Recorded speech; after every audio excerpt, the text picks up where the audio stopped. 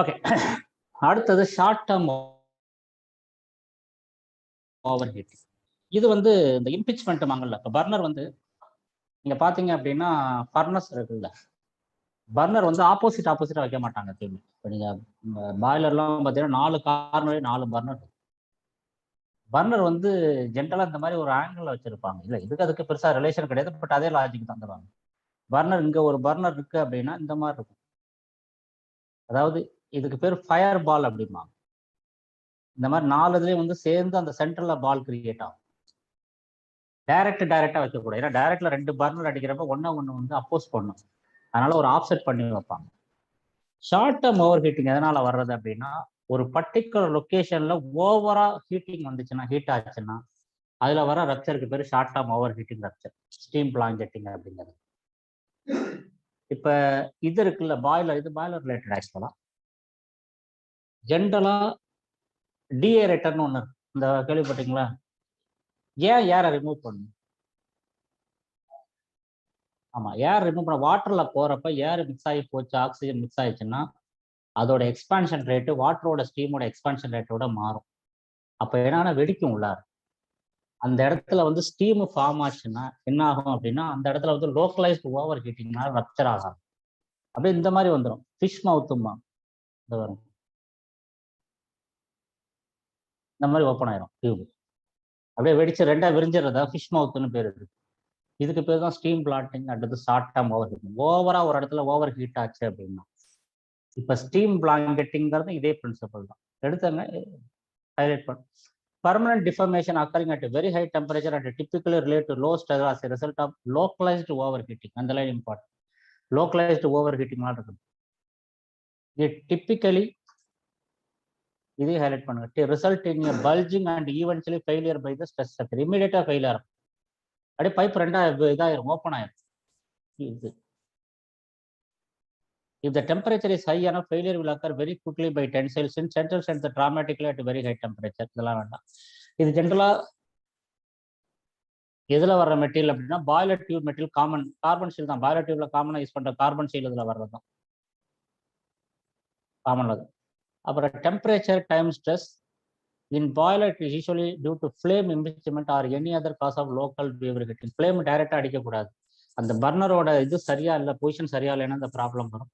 Localised எங்கேயாச்சும் over heating வந்தாலும் இந்த problem. In boiler tube it due to steam blanketing which may result from flame impingement or restricted water flow. இதுவும் highlight பண்ணும், steam பிளாங்கெட்டிங்னால வர்றது. அதாவது steam பிளாங்கெட்டிங்னா என்னன்னா, இப்ப பாய்லர் பேசிக் என்ன இருக்கும் பாத்தீங்கன்னா, பாய்லர்ல வந்து வாட்டர் வந்து கீழே வரும். என்ன வாட்டர்? அது வந்து டீமினரலைஸ்டு வாட்டர். கீழே வந்து வாட்டர் ஹெட்டர் இருக்கும். வாட்டர் ஹெட்டர்ல இருந்து சைட்ல வாட்டர் வால் இருக்கும். வாட்டர் வால்ங்கிறது டியூப்ஸ். அந்த 4 கார்னர்ல சென்டர்ல பர்னர் இருக்கும். அது கோல் ஃபயர்டா இருக்கலாம் அல்லது ஆயில் ஃபயர்டா இருக்கலாம். கீழேருந்து போற வாட்டர் பர்னர்ல ஹீட் ஆனோன்னு ஸ்டீமா கன்வெர்ட் ஆகும். ஸ்டீமா கன்வெர்ட் ஆகிட்டு மேலே போய் ட்ரம்ல கலெக்ட் ஆகும். ட்ரம்ல வந்து அது ஃபுல்லா ஸ்டீமா கன்வெர்ட் ஆகாது. சம் வாட்டர் டிராப்லெட்ஸ்லாம் திருப்பி டவுன் கமர்னு இருக்கும். டவுன் கமர்ல திருப்பி ரீசைக்கிள் ஆகும். ஸ்டீம் பிளாங்கெட்டிங்னா என்னன்னா, இப்ப ஸ்டீம் ஒரு இடத்துல ஃபார்ம் ஆகுதுன்னு வச்சுக்கோங்க, அப்படியே மூவ் ஆகிட்டே இருக்கும். பிளாங்கெட்னா அப்படியே நின்றது ஸ்டீம் அப்படின்னா அந்த இடத்துல ஓவரா ஹீட் ஆகும். ஸ்டீம் வந்து மூவ் ஆகிட்டே இருக்கும். ஸ்டீம் அப்படியே சர்ஃபேஸ்ல ஸ்டீம் ஃபார்ம் ஆகி அப்படியே படிஞ்சிச்சுன்னு சொல்றோம்ல, அப்படியே ஃபார்ம் ஆச்சுன்னா அந்த இடத்துல பஞ்சர் ஆகிறது தான் ஸ்டீம் பிளாங்கெட்டிங் அப்படிங்கிறது. ஓகே, இதில் சொல்லியிருப்போம், இந்த higher the internal pressure or loading the shorter will be the time. However bulging distortion the local water design temperature previous loss of thickness heaters with coking crude vacuum thereby susceptible. Okay, all steam generating including fired boiler waste heat in process எங்க வரும் அப்படிங்கிறது. Right, appearance damage typically carry localized deformation, bulging. இது important. 3% or 10% depending on the alloy temperature and stress level. இது important. ஜென்ரலா எப்படி இருக்கும் அப்படின்னா 3% to 10%.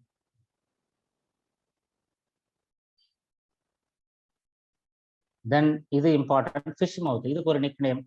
The ruptures are characterized by open fish mouth failure and are usually accompanied by a thin knife-edged fracture surface. அந்த picture பார்த்தோம்னா fish மவுத் மாதிரி open ஆகிருக்கும். இது இம்பார்ட்டன்ட். எதுனா டேமேஜ் டெபியூலர் லோக்கலைஸ்ட் எவ்வளோ டிஃபார்ம் ஆகும் அப்படின்னா, அந்த 3 to 10% வரைக்கும் பெண்ட் ஆக ஆரம்பிச்சு. ஹீட் ஆகிறதுனால பைப்பு வந்து பெண்ட் ஆக ஆரம்பிக்கும். டியூப் வந்து வளைய ஆரம்பிக்கும். Then prevention, damage can be avoided by minimizing temperature excursion. Temperature sudden rise இருக்கும். Excursion sudden increase ஆகக்கூடாது. Proper burner maintenance, management and fouling deposit control are needed to minimize hot spot and localized overheating. அப்புறம் proper boiler feed water treatment help prevent some condition that can lead to restricted flow in boilers. So boiler feed water treatment இருக்கணும். இது கூட highlight பண்ணுங்க. Refractory lined equipment should be maintain in service. Refractory இருந்துச்சுன்னா refractory இப்போ இதாக இருக்கணும், over heat ஆகக்கூடாது. அந்த ரிஃப்ராக்டரி போயிடுச்சுனாலும் ஓவர் ஹீட்டிங் வரும்.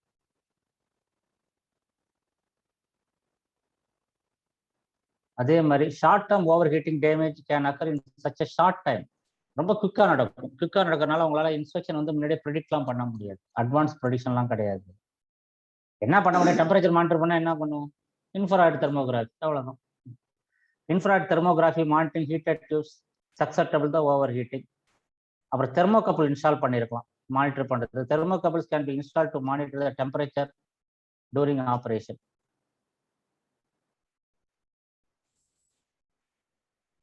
அப்புறம் replica, FMR failed metallography replica of accessible reveal the microstructure evaluate the creep void formation with knowledge. இந்த மாதிரி ப்ராப்ளம் வருது, இதனால தான் ஃபெயிலியர் ஆச்சுங்கிறது ரெப்ளிகா எடுத்து செக் பண்ணிப்பாங்க.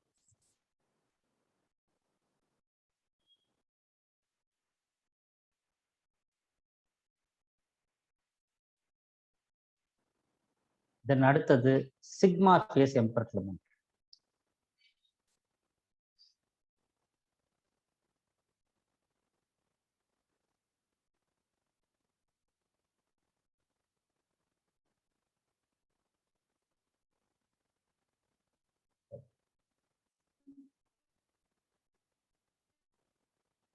இப்போ ஃபர்ஸ்ட் ஒரு டேமேஜ் மெக்கானிசம் ஸ்டார்ட் பண்ணும். என்ன damage mechanism? 885 degree Fahrenheit embrittlement. ஞாபகம் இருக்கா? என்ன மெட்டீரியல் வரும்னு சொன்னோம்? ஸ்டெயின்லெஸ் ஸ்டீலில் வரும். 400 சீரீஸ் 300 சீரீஸில் வரும். என்ன டெம்பரேச்சர் ரேஞ்சில் வரும்? 600லேருந்து 1000 வரைக்கும் இருக்கும். நான் 800 1000க்கு மேலே ஹீட் ஆச்சுன்னா அதே மெட்டீரியல் வர்றது தான் சிக்மா ஃபேஸ் எம்பர்ட்மெண்ட். டெம்பரேச்சர் அது வந்து 600 to 1000 ரெண்டும் ஒன்றாவே சேர்த்து சொல்லிட்டு சேர்த்துக்கலாமே. ஓகே, பட் அதுக்கு மேலே சிக்மா ஃபேஸ்னு ஒரு ஃபேட், அது மெட்டலாஜிக்கல் ஃபேஸ் ஜென்ரேட் ஆகும். அதனால வர்ற ஃப்ராக்சர் தான் சிக்மா. அதே மெட்டீரியல் தான், இந்த ஸ்டெயின்லெஸ் ஸ்டீலில் வர்றது. சரி, formation of metallurgical phase known as a sigma phase in some stainless steel when they are heated above 1000 degrees Fahrenheit can result in a loss of ductility into fracture, the improvement into cracking failure. அதுக்கு பேர் sigma phase அப்படின்னு. அதே stainless steel தான். Cast 300 series 400 series duplex stainless steel எல்லாத்துலேயும் வரும். Stainless steel related damage mechanism. Critical factor alloy composition, temperature and time. The primary factor that's formation time of exposure at எவ்வளோ நேரம் அந்த டயத்தில் இருக்குது, அதுதான் ரொம்ப important.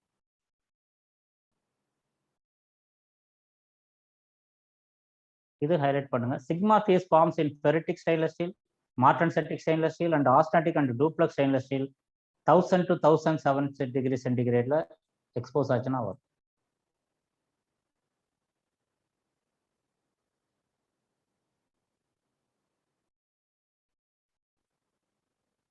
Then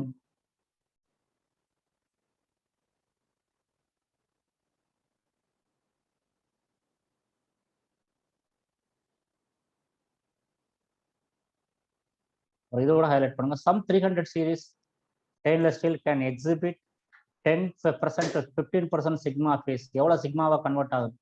ஆஸ்டாட்டிக் stainless steel which typically have high ferrite can develop more sigma phase. Cast austatic stainless steel. Then formation of sigma phase in steel weldments occur in very few hours as evidenced by the tendency for sigma to austatic stainless steel subject to PWCL 217 during fabrication.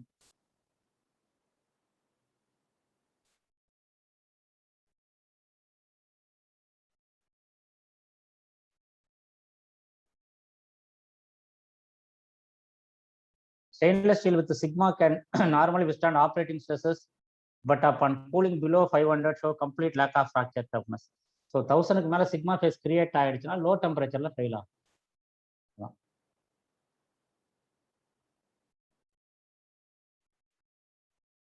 தென் அதே மாதிரி இந்த நம்ம சொன்னோம்ல 885 இது இம்பர்ட்மெண்ட்டு இதெல்லாம் பார்த்தீங்கன்னா மெட்டலாகிராஃபில தான் பார்க்கணும். Sigma phase embrittlement metallurgical not readily apparent only confirmed through metallography examination and impact testing.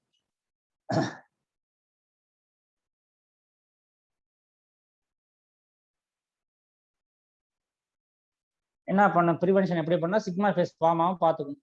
1000க்கு மேலே ஹீட் ஆகக்கூடாது, அவ்வளோ. The best way to prevent sigma phase embrittlement use alloys that are resistant to sigma formation or avoiding exposing the embrittling temperature. Temperature வந்து expose ஆகக்கூடாது 1000க்கு மேலே.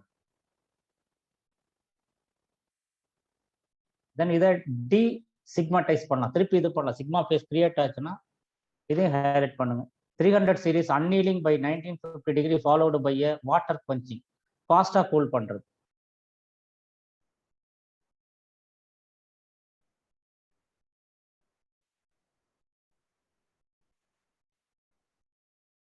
எப்படி sigma face இது பண்ணலாம்? ஃபெரைட்டை கண்ட்ரோல் பண்ண. ஜென்ரலாக ஃபெரைட் எவ்வளோ இருக்குன்னு சொன்னேன், 10% ரேஞ்சில் இருக்கும். இதெல்லாம் குறைக்கணும், ஃபெரைட்டை குறைக்கணும். Sigma phase welds ferrite content 5 to 9% reduce பண்ணணும். இதெல்லாம் ரொம்ப டீப் மெட்டலாக இருக்கு, அவ்வளோதெல்லாம் வேண்டாம், ஜஸ்ட் அதை இது பண்ணிட்டா போதும்.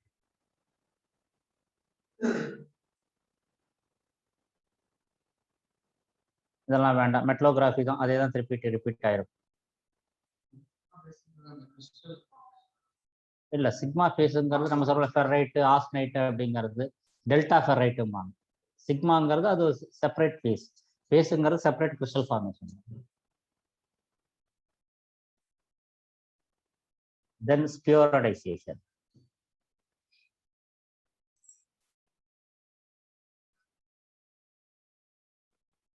இப்போ அதெல்லாம் ஸ்டெயின்லெஸ் ஸ்டீல்ல பார்த்தோம்.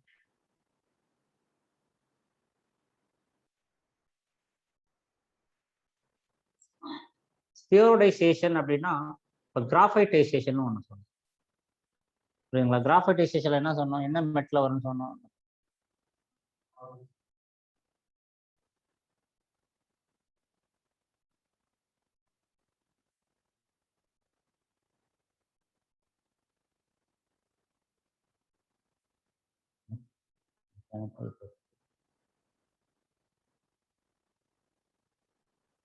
கிராஃபைட்டைசேஷன் இது வந்து கார்பன் ஸ்டீல்லையும் ஆஃப் மாலிப்டினம் ஸ்டீல்லையும் வர்றது கிராஃபைட்டைசேஷன். இதே அதிகம் குரோமியம் இருக்கிற மாலிப்டினம்ல இதே ரியாக்ஷன் தான் ஸ்பியரோடைசேஷன்.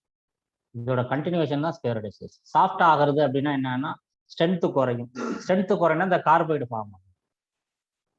இதோட கண்டினியூஷன் தான் அது. இப்போ சொன்னோம்ல 885 டிகிரி எம்பர்ட்மெண்ட்டோட கண்டினியூஷன் தான் சிக்மா ஃபேஸ். டெம்பரேச்சர் அது 6 to 1000 டிகிரி ஃபாரன்ஹீட், இது 1000க்கு மேலேங்கிறது.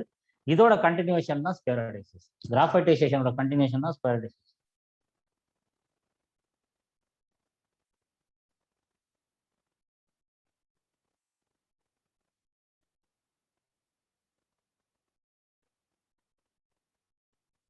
இப்போ இது எந்த மெட்டலில் வரும் அப்படின்னா carbon steel, low alloy steel, எல்லா மெட்டலையும் வரும். இந்த வரும் ஸ்பியரோடைசேஷன் இது change of micro structure from 850 to 1400 degree Fahrenheit. இந்த டெம்பரேச்சர்ல ஏதாச்சுன்னா ஸ்டெயின்லெஸ் ஸ்டீல் கிடையாது, இது கார்பன் ஸ்டீல், லோ அலாய் ஸ்டீல்ல வரும். Where the carbide phase of carbon steel are unstable and may accumulate and their normal plate-like sphere form or spherical form to small finely dispersed carbide. சின்ன சின்னதா வர்றது. இந்த பாருங்க, இங்க காமிச்சிருப்பாங்க படம் மாசம், இந்த மாதிரி வர்றது. அதுல பார்த்தோம்ல அதே மாதிரி தான் இருக்கும் கிராஃபைட்டைசேஷன் மாதிரி. இதுக்கு வந்து மெட்டீரியல் வேற, டெம்பரேச்சர் வந்து பார்த்தீங்கன்னா 850 to 1400 டிகிரி ஃபாரன்ஹீட். இந்த டெம்பரேச்சர் வந்து தனியாக ஒரு சார்ட் இருக்குன்னு நினைக்கிறேன், தரேன். டெம்பரேச்சர் மட்டும் ப்ரிப்பேர் பண்ணிடுறேன். ஓகே, இதை ஹைலைட் பண்ணிங்க. Again spheroidisation may cause loss in strength and creep resistance.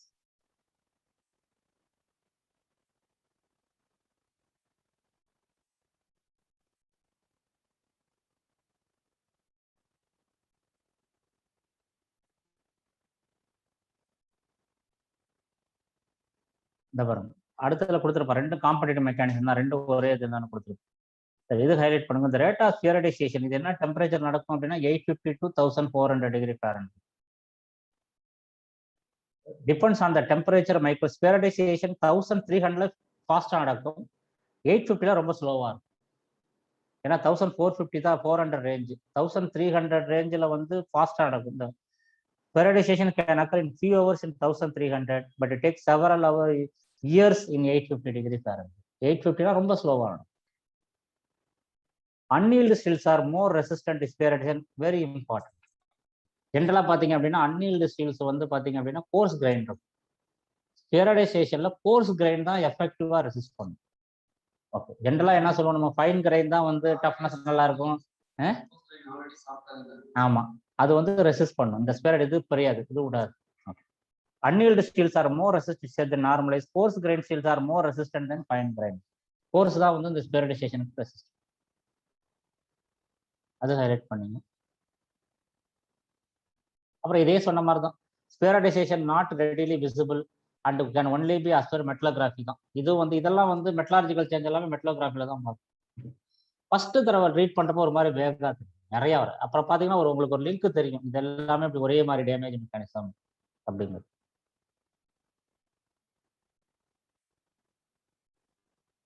அப்புறம் prevention. Spheroidisation is difficult to prevent except by minimising long term exposure to elevated. இந்த டெம்பரேச்சர்லாம் ரொம்ப நாள் எக்ஸ்போஸ் ஆகக்கூடாது. அதான் again spheroidisation is primarily found by FMR removal. High temperature எல்லாமே metallography ரெப்ளிக் ஆகும். தென் அடுத்த பேஜ் இது ஹைலைட் பண்ணுங்க. இந்த ரிலேட்டட் மெக்கானிசத்துல இந்த வரும் closely related to graphitisation. Spherodization and graphitization competing mechanisms that occur at overlapping temperature. At temperature above 1025, graphitization may occur after spherodization. Below 1025, graphitization occur before spherodization. ரெண்டு ஒன்று ஓவர்லாப் பண்ற damage mechanism. 1025க்கு மேல ஸ்பெரடைசேஷனுக்கு அப்புறம் கிராஃபைடைசேஷன் நடக்கும். 1025க்கு கீழே கிராஃபைடைசேஷன் தான் ஃபர்ஸ்ட் நடக்கும், அதுக்கப்புறம் அது நடக்கும்.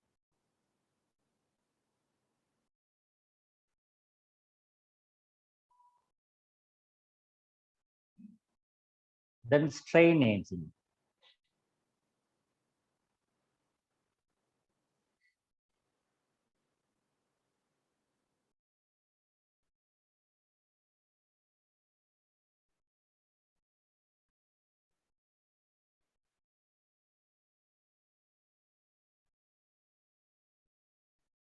Okay.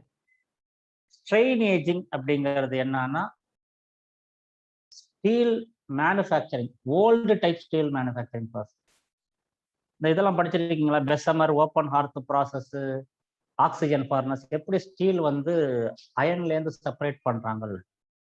ஓல்டு டைப்ல வந்து they are using air use பண்ணிக்கிட்டு இருந்தாங்க ஆக்சிஜனுக்கு பதிலாக. இப்போ அந்த டைப் ஸ்டீல் ரொம்ப நாள் சர்வீஸ்ல இருந்தால் அது டக்லிட்டி குறையிறது. டக்லிட்டி குறைஞ்சு பிரிட்டில் ஃபெயிலியர் ஆகிறதுக்கு பேர் ஸ்ட்ரெயின் ஏஜிங். இது பெரிய இம்பார்ட்டன்ட் டேமேஜ் மெக்கானிசம். இதை ஹைலைட் பண்ணுங்க. இது மட்டும் strain ageing is a form of metallurgical damage found in mostly older pre 1980 carbon steel. 1980க்கு முன்னாடி பண்ண carbon steel and carbon of moly lower lasting that were not fully deoxidised as more modern steels are. It is associated with the older steel making process such as Bessemer and open hearth process. பழைய process தான் இருக்கும். ஏன்னா அப்போ ஏர் use பண்ணாங்க. ஏன்னா இது பண்ணும், melt பண்ணோம்னா மெல்ட் பண்ணதுக்கு ஏர் யூஸ் பண்ணாங்க. அதுக்கப்புறம் ஆக்சிஜன் யூஸ் பண்ணாங்க. ஸோ ஆக்சிஜன் யூஸ் பண்ணுறப்ப இந்த ப்ராப்ளம் கிடையாது. ஸ்டீல் இந்த ஏர் யூஸ் பண்ண ஸ்டீல் இன்னும் இருந்துச்சுன்னா அந்த problem. Which use air instead of oxygen to remove the carbon. Strain aging occurs as a susceptible steel under the combined effect of deformation and aging and intermediate temperature. This results in increase in hardness and strength with a reduction in ductility and toughness. Strain aging is a concern because increase the chance of brittle fracture. The entire paragraph. Strain aging is பழைய ஸ்டீல்ல மட்டும் உள்ள பிரச்சனை. Affected metal mostly older carbon steel with large grain size, carbon half mol, low mol steels.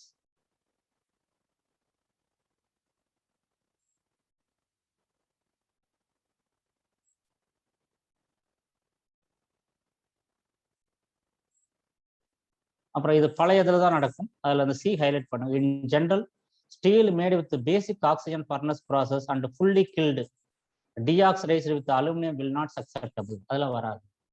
Fully guild ஸ்டீலில் அதே மாதிரி oxygen use பண்ணதில் வராது. அப்புறம் எங்கே வரும் அப்படின்னா critical factor strain aging effects are observe in material that have been cold work and place into service at intermediate temperature without stress. PWC பண்ணாமல் ஹை டெம்பரேச்சரில் ஆப்ரேட் ஆச்சுன்னா அந்த பிரச்சனை வரும். ஓல்டர் ஸ்டீல் அது ஹைலைட் பண்ணுங்க.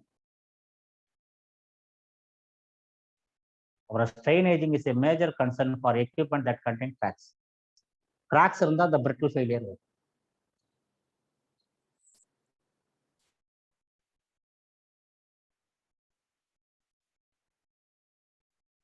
அதே மாதிரி மெட்டலார்ஜிக்கல் அனாலிசிஸ் தான் அப்பியரன்ஸ்.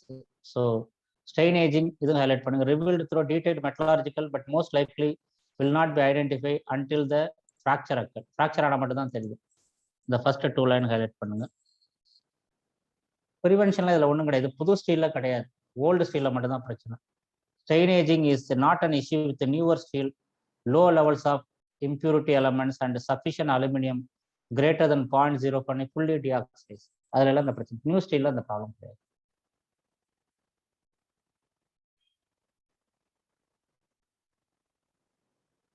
இன்னொரு ப்ரிவென்ஷன் என்னன்னா பழைய ஸ்டீல் ஓல்டு ஸ்டீல் பிடபிள்யூசி பண்ணா இதை இது பண்ணும் ஸ்ட்ரெஸ் இல்லாமல். Applying PWC to weld repairs of susceptible material will eliminate the effect of strain aging because temperature 1100 to 1200 degree Fahrenheit eliminates the strain that causes the embrittlement. So, aging-நால strain ஆகி crack ஆகிறது strain aging.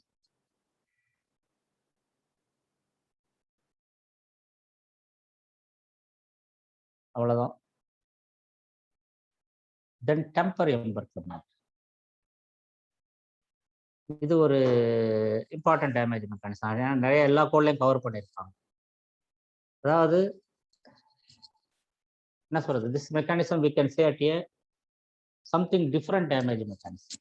என்ன different damage மெக்கானிசம்னா, ஜென்ரலா brittleness is a low temperature phenomenon. Only one material, actually 2.25 chromium 1 molybdenum and 3 chromium 1 molybdenum high டெம்பரேச்சர்ல operate ஆச்சுன்னா பிரிட்லா இல்ல 3 chromium use பண்றது இல்லை, அதனால அவன் சொல்றது இல்லை. 2.25 எனக்கு தெரியும், பட் போட்டு கன்ஃபியூஸ் பண்ண இல்லாத ஏன் சொல்லணும்னு சொல்றது. 2.25 குரோமியம் 1 மாலி 3 குரோமியம் 1 மாலி வந்து கண்டினியூவா 650 to 1100 இப்போ 1017 மாடிஃபை பண்ணிட்டாங்க. நம்ம 1100 சொல்லியிருப்போம் உங்களுக்கு ஞாபகம் இருக்கும் கிளாஸ்ல. இப்போ இதுல மாடிஃபை பண்ணிட்டாங்க. 1070 டிகிரி ஃபாரன்ஹீட்ல கண்டினியூஸா ஆப்ரேட் ஆச்சுன்னா பிரிட்டில் ஆகிறதுக்கு பேரு டெம்பரரி எம்பர்ட்மெண்ட். அதான் இதோட இது பேசிக். இது டெம்பரரி எம்பர்ட்மெண்ட் அவாய்ட் பண்ணணும் அப்படின்னா இதுல நிறைய இந்த ஃபேக்டர்லாம் எக்ஸ் ஃபேக்டர் ஜே ஃபேக்டர்லாம் இருக்கு, அதெல்லாம் ரெடியூஸ் பண்ணும். அதாவது மெட்டீரியல் காம்போசிஷனை மாற்றும், ஆட் பண்ணும் அடிஷனலாக. இந்த எடுத்துங்க, temporary embrittlement is the fracture toughness due to metallurgical change that can occur in some lower layer steel result from long term exposure 650 to 1070 degree Fahrenheit. Very important.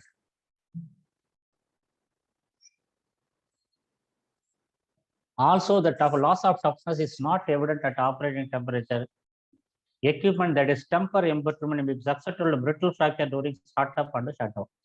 Generally, brittle fracture வந்து சர்வீஸ்லாம் ஆகாது. எப்போ ஆகும்னு சொன்னேன் அப்படின்னா hydro டெஸ்ட்ல ஆகும். Sudden start up sudden shut down பண்ணா start up shut டவுன்லேயே ஆகும். Then affected metal important. 2 quarter 2.2 chrome 2.25 chromium 1 molybdenum 3 chromium 1 molybdenum and HSLE high strength low alloy chromium molybdenum vanadium rotor steels. Then D highlight பண்ணுங்க. Weld materials are generally more affected than low impurity base oil. Weldல தான் ஜெனரலா அந்த problem அதிகமா இருக்கும். இந்த chromium molybdenum வானடி இருக்கிற ஸ்டீலுக்கு பேர் அவ்வளவுதான். Next critical factor temperature large temperature alloying elements manganese and silicon and tramp elements phosphorus tin antimony and arsenic. அது இம்பார்ட்டன்ட். எதை பேஸ் பண்ணினா இந்த மேங்கனீஸ் எவ்வளவு இருக்கு, சிலிக்கன் எவ்வளவு, ஏன்னா இதெல்லாம் மேங்கனீஸ் எல்லாம் இது பண்றது டஃப்னஸ் இம்ப்ரூவ் பண்றது, சிலிக்கனை டீஆக்சிடைஸ், இதெல்லாம் எவ்வளவு பர்சன்டேஜ் இருக்கோ அதை வச்சுதான். பாஸ்பரஸ் எல்லாம் இம்பியூரிட்டி. அப்புறம் எப்படி கண்ட்ரோல் பண்றது, நெக்ஸ்ட் பேஜ் போங்க. அகெயின் ஜென்ரலா இந்த மாதிரி இது எல்லாமே வந்து ஒன்னு மெட்டலோகிராஃபி இல்லாட்டி இம்பாக்ட் டெஸ்ட். இந்த எம்பிரிட்டில்மெண்ட் வந்துச்சுன்னா என்னது இம்பாக்ட் டெஸ்ட், அவ்வளவுதான். The temper embrittlement is a metallurgical change that is not readily apparent, confirmed through the impact. Damage due to temper result in a catastrophic brittle fracture. அப்புறம் existing மெட்டலுக்கு எப்படி control பண்றது, இது highlight பண்ணுங்க. To minimize the possibility of brittle fracture during short startup and shutdown, many refineries a pressurization sequence to limit the system pressure about 25% of the maximum design pressure for temperature below the minimum. ஸ்லோவா pressurize பண்ணும் system start, அது சீக்வன்ஸாக தான் பண்ணுவோம். Sudden start up sudden shut டவுன்ல தான் அந்த problem வரும், அது ஹைலைட் பண்ணுங்க.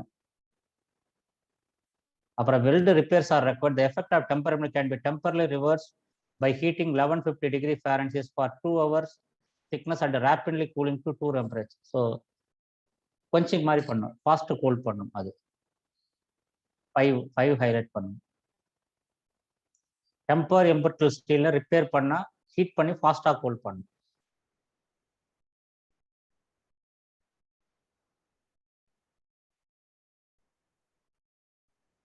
அப்புறம் அந்த JX நமக்கு என்னங்கிறதுலாம் தேவையில்லை, இதை மட்டும் ஹைலைட் பண்ணுங்க.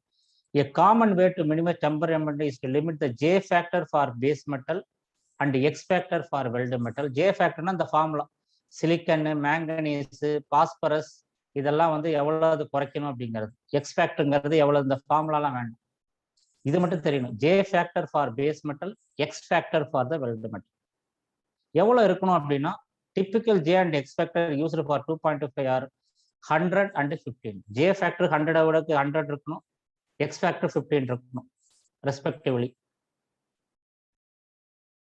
ரெடியூஸ் பண்ணுங்க, இதெல்லாம் வேண்டாம்.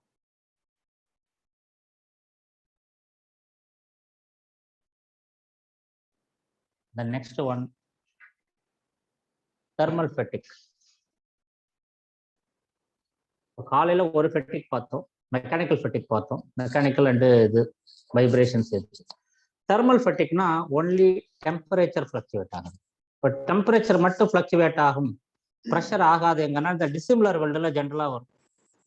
டெம்பரேச்சர் சேஞ்சஸ் ஃப்ளக்சுவேஷன் இருக்குன்னு வச்சுக்கோங்க, ப்ரெஷர் ரிலேட்டட் கிடையாது. எவ்வளவுக்கு மேலே ஃப்ளக்சுவேட் ஆச்சு அப்படின்னு சொன்னால் 200 டிகிரி ஃபாரன்ஹீட்டுக்கு மேலே டெம்பரேச்சர் ஃப்ளக்சுவேஷன் இருந்தால் அந்த ஃபெட்டிக். அதே மாதிரி ஃபெட்டிக் கிராக் எங்கே வரும், சர்ஃபேஸில் தான் வரும். மற்றதெல்லாம் அதே மாதிரி தான் இருக்கும், சர்ஃபேஸ் நாச்சு வேணும், அந்த இதெல்லாம் இதுக்கு சேம். ஒன்லி திங் டெம்பரேச்சர் எவ்வளோ ஃப்ளக்சுவேஷன் 200 டிகிரி ஃபாரன்ஹீட் எல்லா மெட்டீரியலையும் வரும். ஆல்மோஸ்ட் அதே ரிலேட்டட் தான், but it is only due purely temperature expansion ஆகும். Thermal fatigue is the result of cyclic stresses caused by variation in temperature. That's important. Variation in temperature. Damage is the form of cracking that may occur anywhere in the metallic component where relative movement or differential expansion are constrained during repeated thermal cycle. அதாவது fluctuation இருக்கு, different expansion ஆகுது. இப்போ காலைல கூட எக்ஸ்பான்ஷனை பற்றி பார்த்தோம். எது expansion அதிகமாகனு பார்த்தோம், ஸ்டெயின்லெஸ் ஸ்டீல், கார்பன் ஸ்டீல். எவ்வளவு அப்படின்னா 25 to 30%. அந்த மாதிரி இடத்துல சைக்கிளிக் லோடிங் வந்து ஈஸியாக ஃபெயில் ஆகும்.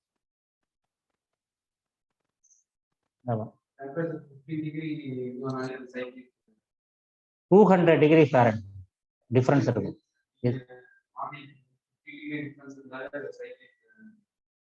அப்படி நான் சொல்ல கிடையாது, சைக்கிளிக் அந்த மாதிரி 15 டிகிரின்னு சொல்ல கிடையாது. வேரியேஷன் இருந்தா பொரஷன் அதிகமாகும், ப்ரெஷர் இருந்தா இதாகும், ஃபெயிலியர் இதாகும்.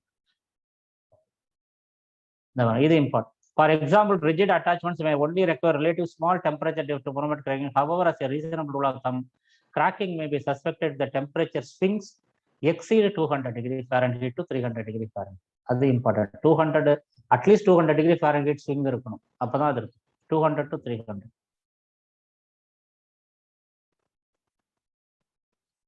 Then E, notches and sharp corners or other stress concentration may serve as a initiation site.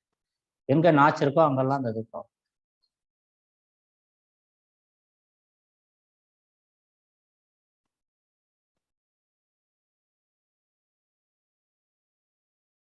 இந்த கோக் ட்ரம் வாங்கல, கோக் ட்ரம் ஷெல்ல இதான் மேஜர் ப்ராப்ளம், தெர்மல் ஃபெட்டிக் தான். இது ஹைலைட் பண்ணுங்க. Thermal fatigue cracking has been the major problem in the coke drum shells.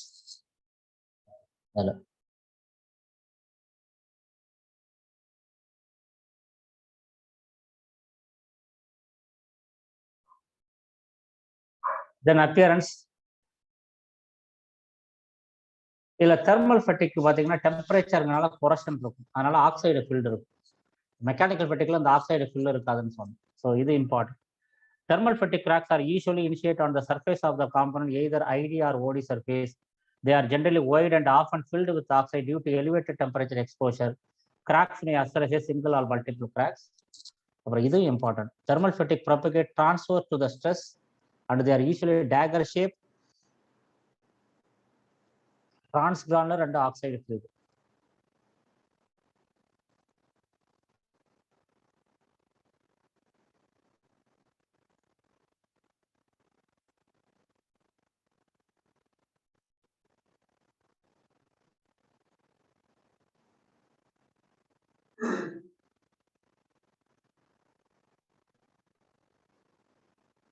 ரொம்ப ஷார்ப்பா இருக்கிறது.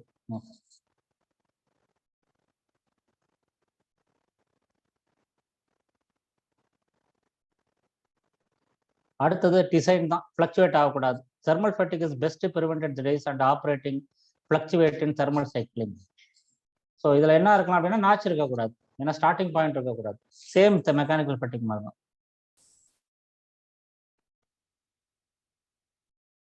என்டிடிலாம் ஒன்றும் பெருசாக இல்லை.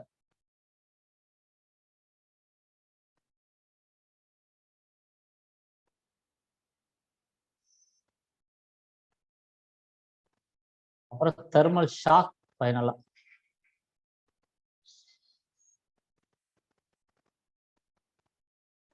சரி, தெர்மல் ஷாக்னா என்னன்னா, இது நீங்க ஃபீல்டுல எக்ஸ்பீரியன்ஸ் பண்ணியிருக்கலாம். ஒரு ஸ்டீம் இருக்கிற லைன்ல வாட்டரை ஃபில் பண்ண என்ன ஆகும்? லைன் பயங்கரமா வைப்ரேட் ஆகும், கிட்டார் மட்டும் சவுண்டு பயங்கரமா வரும். நான் இது பண்ணியிருக்கேன், எக்ஸ்பீரியன்ஸ் பண்ணியிருக்கேன். அதுக்கு பேர் தெர்மல் ஷாக். ஏன்னா சடனா வந்து நீங்க ஒரு வாட்டர் ஆல்ரெடி ஒரு ஸ்டீம் உள்ளார இருக்கிற லைன்ல இல்ல வாட்டர் ட்ரெயின் ஆகாத லைன்ல ஸ்டீமை ஃபில் பண்ணீங்கன்னா பயங்கர வைப்ரேஷன் ஆகும், ஃபெயிலியர் ஆகிடும், பைப் உடஞ்சிடும். ஏன்னா சடன் ஹீட் ஆகிறப்ப என்ன ஆகும்னா அது வந்து எக்ஸ்பான்ஷன் ஆகும். எக்ஸ்பான்ஷன் வந்து அலோவ் பண்ண முடியாது, அதெல்லாம் போறதுக்கு வழி இல்லாமல் பண்றது அந்த தெர்மல் ஷாக் அப்படின்றது. இந்த பாருங்க, thermal shock cracking occur in when high and non-uniform thermal stress develop in a single event over a short time in piece of equipment due to differential expansion and contraction. If the thermal expansion restraint stresses above yield strength of the metal can result. This is important. Thermal shock cracking usually occurs when a much colder liquid contact a much warmer metal surface. ஹீட்டா இருக்கிற ஒரு இதுல steam பைப்ல வந்து water fill பண்ணிங்கன்னா problem. In refining, the concern generally arises after large equipment fire is extinguished using fire water. So ஃபயரை வந்து நீங்க வாட்டரை வச்சு இது பண்றப்ப அந்த தெர்மல் ஷாக் வரும். இது ஹைலைட் பண்ணிங்க. அந்த லாஸ்ட் 3 லைன் மட்டும், இதெல்லாம் ஒன்றும் பெருசாக கேள்வி கேட்ட மாதிரி ஞாபகம் இல்லை. இதெல்லாம் ஸ்டெயின்லெஸ் ஸ்டீல் ஹேவ் ஹையர், டீஹைலைட் பண்ணுங்க. Stainless steel have higher coefficient of thermal expansion than carbon alloy steel are nickel based and are most likely to sue higher stresses. ஏன்னா எக்ஸ்பான்ஷன் அதிகமாக இருக்கிறதுனால இந்த ஷாக் அதிகமாக இருக்கும். அப்புறம் high temperature exposure during fire followed by water quench to extinguish the fire can result in a thermal shock cracking.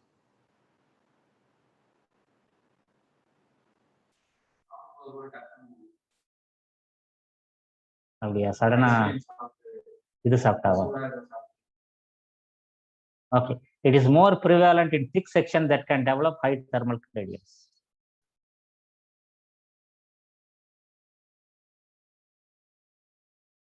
அப்புறம் appearance and morphology. Surface initiating cracks may also appear as a trace cracks. Trace அப்படின்னா எந்த பேட்டர்னும் follow பண்ணாதுன்னு. அப்புறம் minimize situation where rain or fire water deluge can collect in a hot equipment. Fire water இது பண்ணக்கூடாது, இன்ஸ்பெக்ஷன்லாம் ஒன்றும் கிடையாது. That's all ஒரு chapter.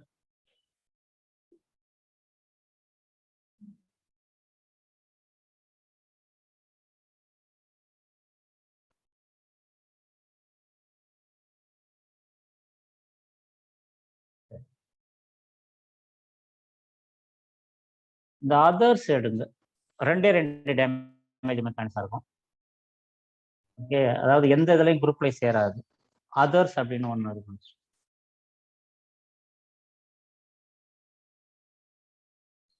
எடுத்துட்டீங்களா? சரி, இது ரெண்டு டேமேஜ். இதை மட்டும் பார்ப்போம். ரைட்.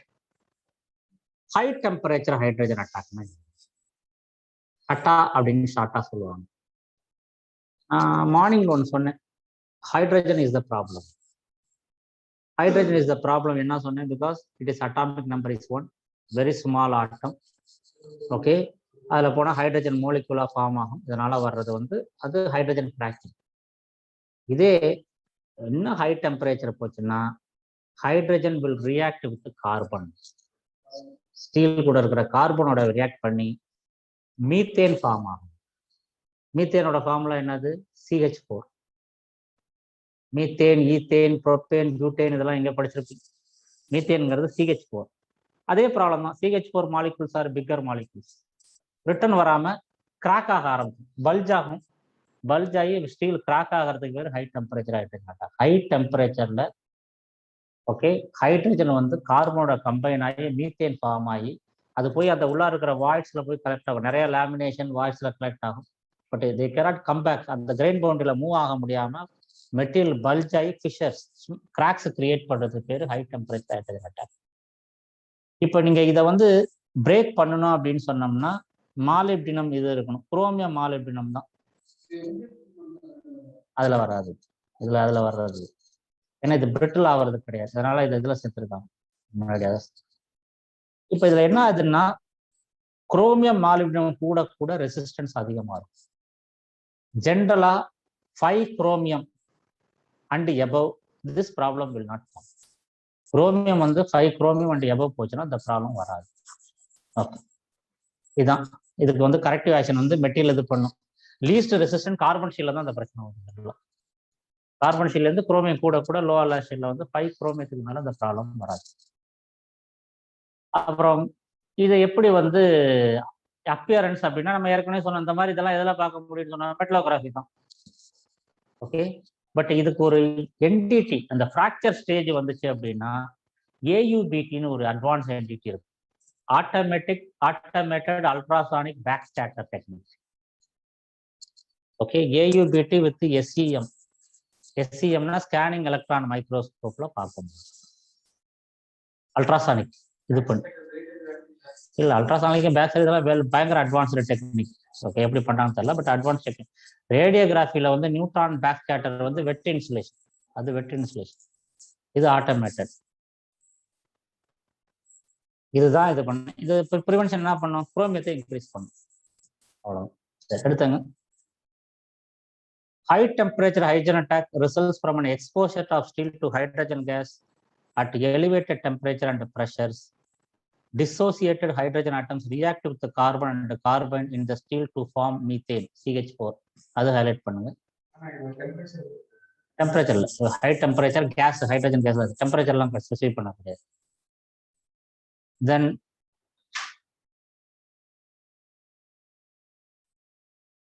அதில் என்ன நடக்கும் அப்படின்னு டீஹைட்ரேட் பண்ணுங்க. Failure can occur when the cracks reduce the load carrying capability of the pressure. அதே மாதிரி blistering may also occur due to either molecular hydrogen or CH4 accumulating in the lamination or other conductive sites. இது important ஆக்சுவலா. In order of increasing resistance, asphalted non-PWC carbon steel least resistant, 5 chromium 0.5 molybdenum highly resistance. Then B, 300 series stainless steel as well as 5 chromium, 9 chromium, 12 chromium are not susceptible to HTHA condition normally seen in refinery units. So 300 series எல்லாம் 18 chromium இருக்கு. 5 chromiumத்துக்கு மேலே இந்த problem வராது. ஆனால் அதில் வந்து இது கிடையாது, மாலிப்டினம் கிடையாது பெருசா, பட் வராது. 5 chromiumத்துக்கு மேலே வராது. Then resistance to HTHA increases with an increase in the alloy content, primarily the chromium and molybdenum content of a steel. For a specified metal, HTHA depend on temperature, hydrogen partial, time and stress level. அப்புறம் HTHA நடக்கிறதுக்கு முன்னாடி நிறைய time எடுக்கும். Incubation period அப்படின்னு பேர். அதில் வந்து உங்களால் டிடெக்ட் பண்ணவே முடியாது இந்த ப்ராப்ளம் இருக்குதான்ட்டு. அந்த ஒரு ஃபிஷர் ஸ்டேஜுக்கு வந்தால் தான் நம்ம கண்டுபிடிக்க முடியும். இந்த இது ஹைலைட் பண்ணும். First year damage proceed by a period of time where noticeable change in properties is detectable by normal mechanical testing, nor is any internal damage detected by NDE. This period of time is called incubation period.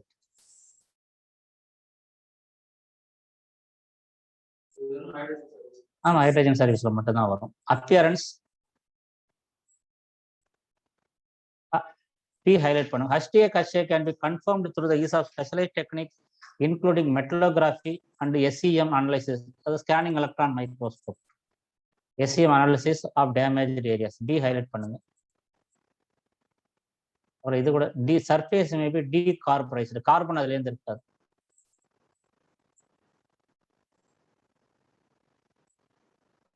Then H highlight பண்ணுங்க. Blistering may be visible with by the naked eye. Blister ஆச்சுன்னா, பிளிஸ்டர்னா என்னது, கொப்பளம் மாதிரி வருது. Projection தான் அது கண்ணில் பார்த்தா தெரியும்.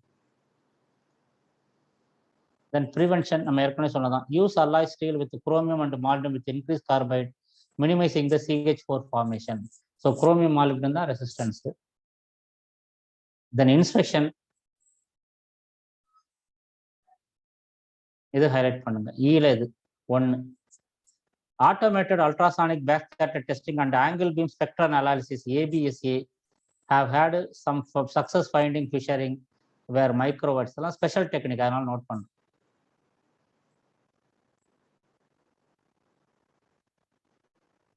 போதும். STHA. then titanium ஹைட்ரைடிங்.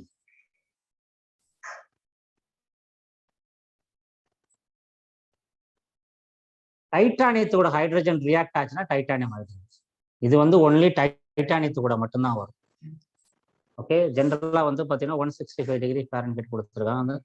இது ஒரு ஸ்பெஷல். இது நார்மலா மற்ற மெட்டீரியல்லாம் கிடையாது. Titanium hydrogen titanium hydriding. இதுவும் வந்து பார்த்தீங்கன்னா அதோட அந்த டைட்டானியத்தோட இது குவாலிட்டி வந்து அஃபெக்ட் ஆகும். அதான் the hydriding of titanium is a metallurgical phenomenon in which hydrogen diffuses into titanium and reacts to form a empirical hydride phase.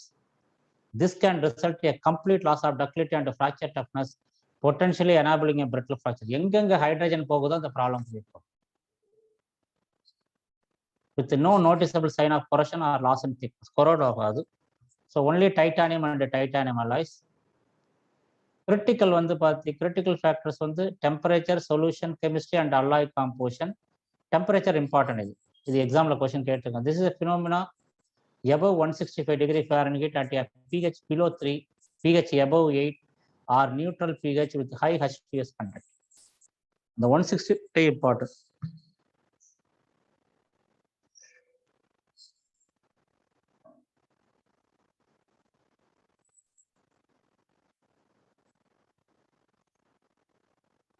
இது ஹைலைட் பண்ணுங்க. galvanic contact between titanium and more active materials such as carbon steel and 300 promote the damage. However, hydriding can occur in the absence of galvanic couple. இந்த மாதிரி dissimilar இல்லைனாலும் வரும். எதுக்கு சமம். Then இது highlight பண்ணுங்க. G. The solubility of hydrogen in pure titanium and alpha beta titanium alloys is limited to 50 ppm to 300 ppm. இது வரைக்கும் solubility சொல்லணும். டிசால்வ் ஆகும். ஹைட்ரஜன் வந்து எவ்வளவு ஆகும் அப்படின்னா 50 ppmல இருந்து 300 ppm வரைக்கும் டைட்டானியத்தை கூட ரியாக்ட் பண்ணும்.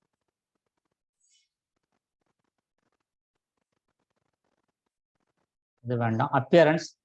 Titanium hydrodium is a metallurgical change that is not visibly apparent and only confirmed through the metallography. The metallurgical change எல்லாமே metallography தான். இல்லாட்டி என்ன பண்ணணும், இது brittle ஆச்சுன்னா இம்பாக்ட் டெஸ்ட் பண்ணும்.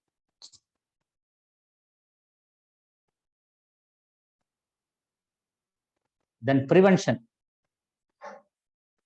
The risk of failure due to titanium should be considered in known hydriding service such as amine SWS. What is SWS?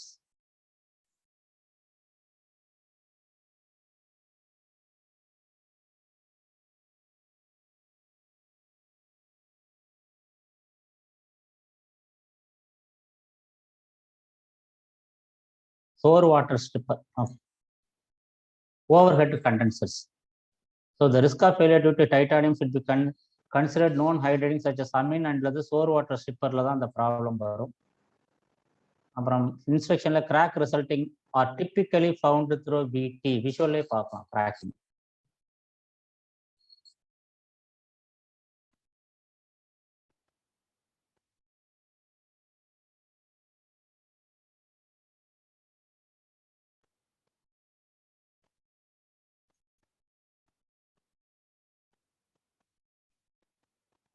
So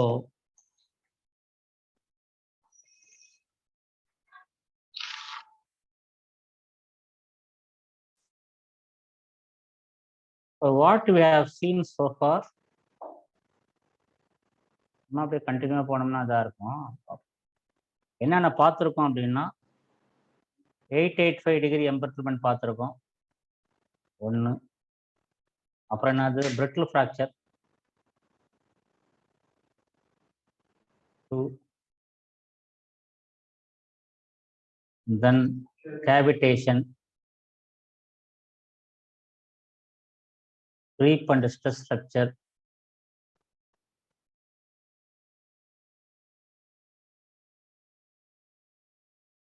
dissimilar metal erosion corrosion,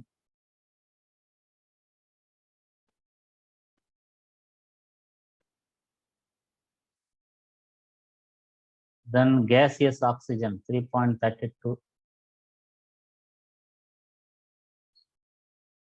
then graphitization, then mechanical fatigue,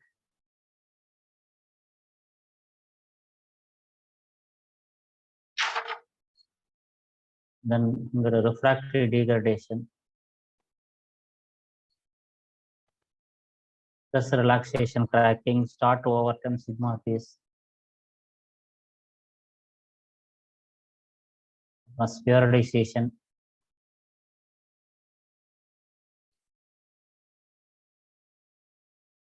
temper embezzlement,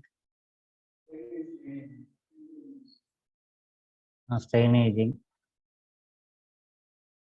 temper embezzlement, thermal fatigue, thermal shock, இதெல்லாம் இதில் பார்த்தோம். அப்புறம் titanium ஹைட்ரைடிங் பார்த்தோம்.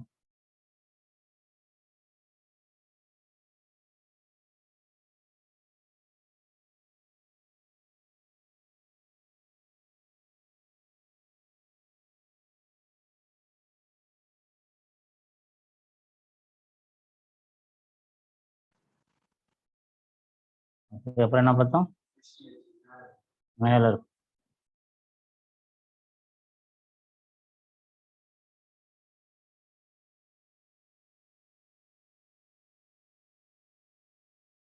high temperature hydrogen HCl வரும். high temperature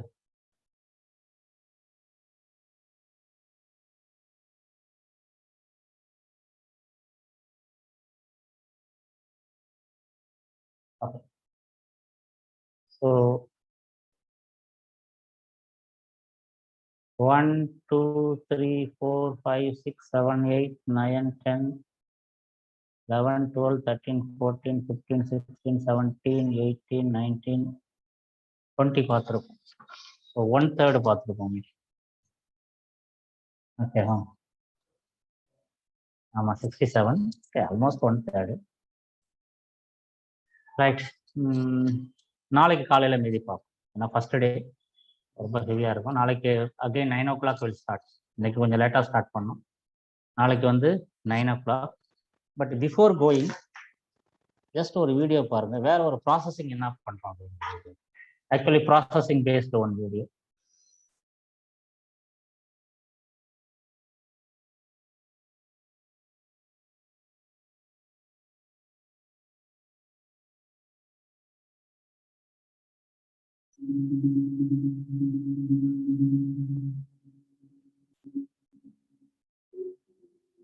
ஃப்ரூட்ல இருந்து எப்படி இது பண்றாங்க அப்படின்னு.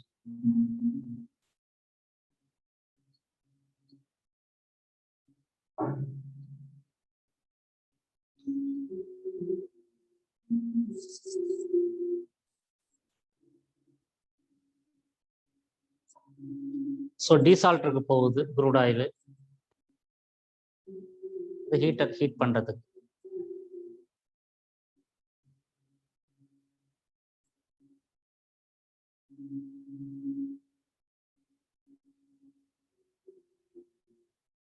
சிடியூனா என்னது? ஆமா, கிராக்கிங் இருக்கு. கேஸ் மேல இங்க ஆயில் இதாகும், அந்த இது கேஸ் இது பண்ணுது.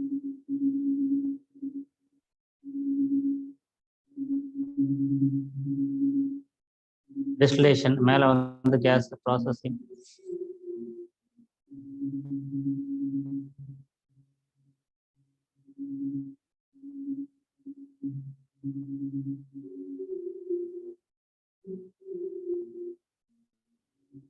Ameen recovery, AME amine recovery, எங்கேருந்து அதுலேருந்து அமீன் இந்த கேஸ்ல வருது. அமீன் ரெக்கவரி யூனிட், சல்ஃபரா, மெராக்ஸ்.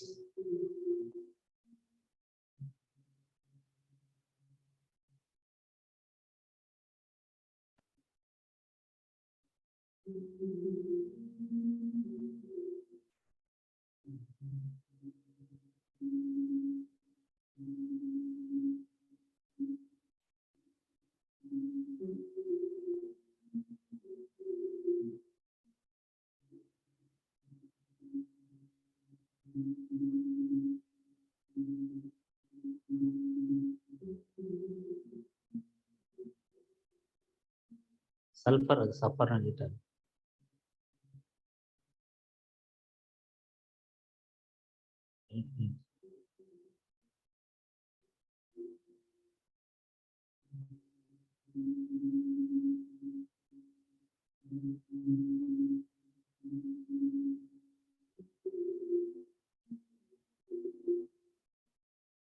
நாப்தா,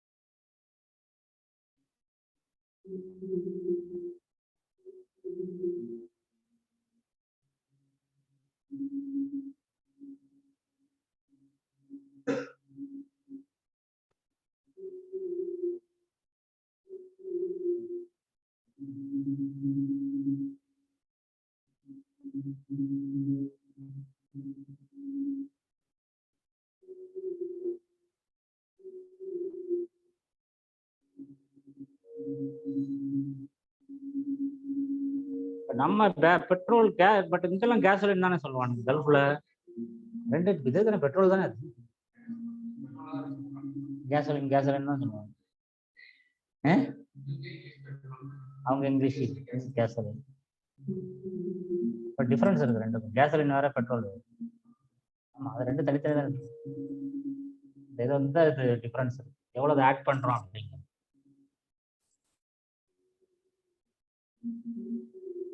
ரீசெண்டா கூட சொன்னேன், ஜெட் ஃபியூல் சீப்பா இருக்கும் பெட்ரோலோட.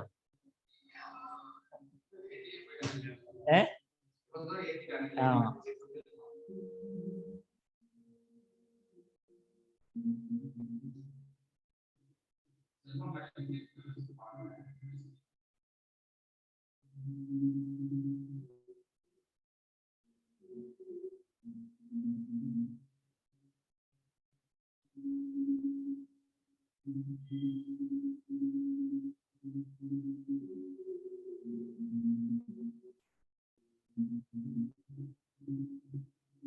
Reduced crude. ஆமா,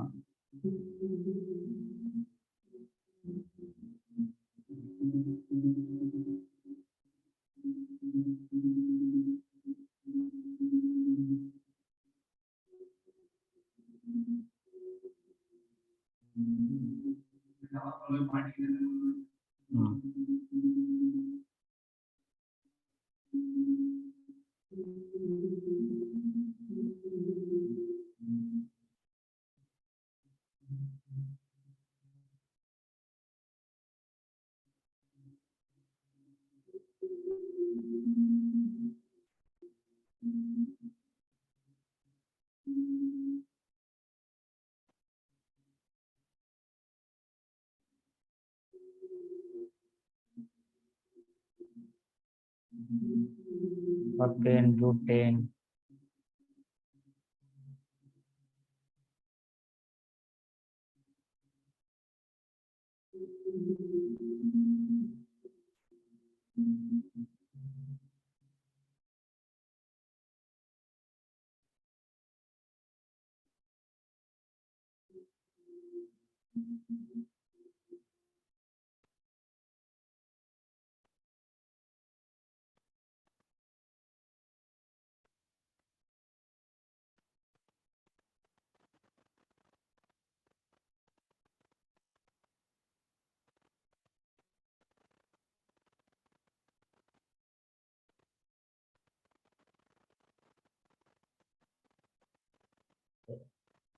இதுதான் ஒரு என்ன ப்ராசஸிங் நடக்குது அப்படிங்கிறது ஒரு ஆளுது. Right, we'll continue tomorrow. Stress corrosion cracking நாளைக்கு மார்னிங். அதுக்கப்புறம் டேமேஜ் மெக்கானிசம்ஸ். இந்த கிராக்கிங் டேமேஜ் மெக்கானிசம் போயிட்டு அதுக்கப்புறம் கொரஷன் ஸ்டார்ட் பண்ணும். ஃபைனலாக கொரஷன் போகும்.